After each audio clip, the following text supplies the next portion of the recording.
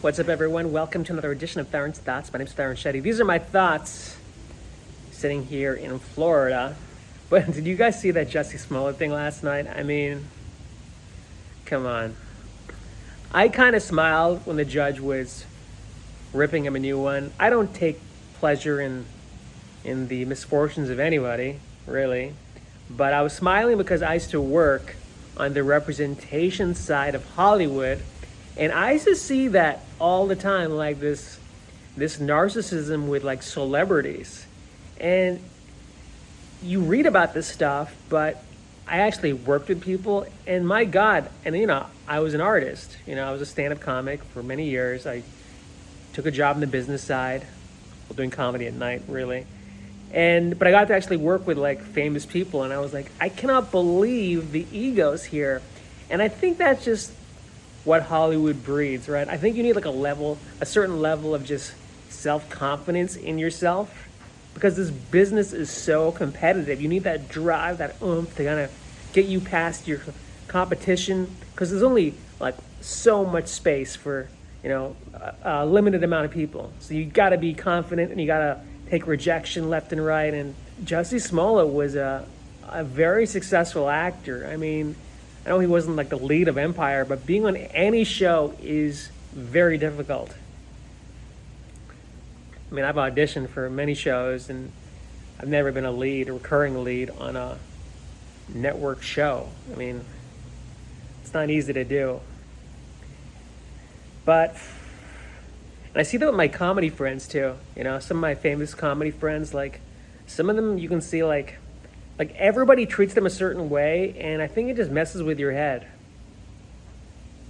Especially if like you make it early when you're young, because then you don't have that life experience, right? Where like you've gotten the shit kicked out of you for like 15 years.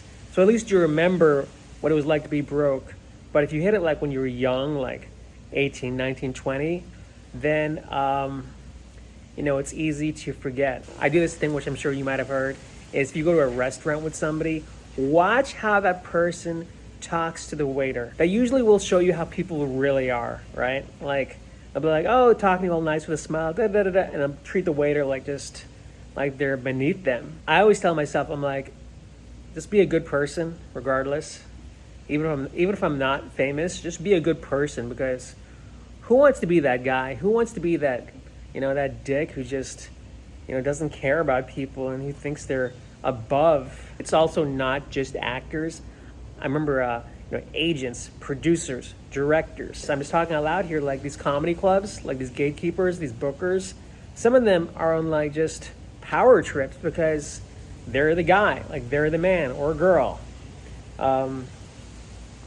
It's a scary world. I mean, this is Hollywood. This is what you're walking into. And man, when I was 18, I had no idea about any of this stuff. I kind of just thought, oh, you just do your art and craft and just go. But there are other levels to this, in the acting world and comedy, filmmaking. So going back to this Jussie thing, I think, like you had to give him jail time because, as the judge said, took away from people who really suffered from hate crimes. That's pretty serious. Hate crimes are a bad thing. But also the police resources. I mean, Chicago has so many murders and stuff. I think the guy, Jussie Smollett's a good actor. I mean, he's a pretty good actor. So I think he'll be back at some point. Hollywood loves money. If you can make the money, you can bounce back. I mean, look at Mel Gibson. This guy was like, he didn't commit crimes, but he was super racist, and nobody cares. You can always come back. Thanks for watching. Hope you guys have a great day. Take care.